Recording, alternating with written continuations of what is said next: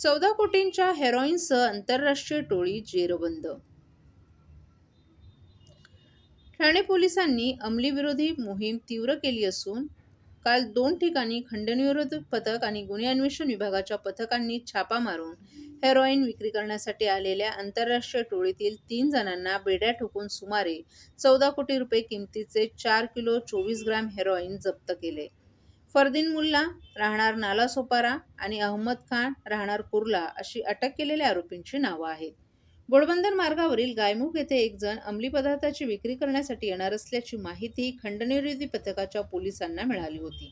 Police निरीक्षक शैलेश साळवी यांच्या मार्गदर्शनाखाली छापा मारून फरदीन मुल्ला याला ताब्यात घेण्यात आलं होतं. त्याची अंगझडती घेतली असता त्याच्याकडे 6 कोटी 86 लाख रुपये किमतीचे 2 किलो 288 ग्रॅम हेरोईन जप्त करण्यात आलं असून कासरडोली पोलीस ठाण्यात गुन्हा दाखल करण्यात आला आहे.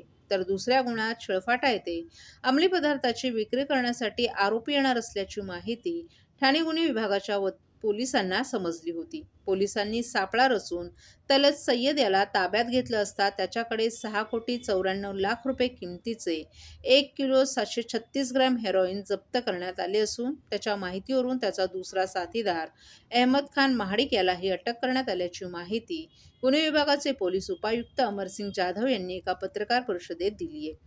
या दोन्ही गुन्ह्यातील जप्त हेरोईनची किंमत 14 कोटी 80 लाख इतकी होत असून हेरोईन विक्री करणाऱ्या आंतरराष्ट्रीय टोळीला जेरबंद करण्यात आलं असून त्यांच्या इतर साथीदारांचा पोलीस तपास करत असल्याचंही जाधव यांनी सांगितलं.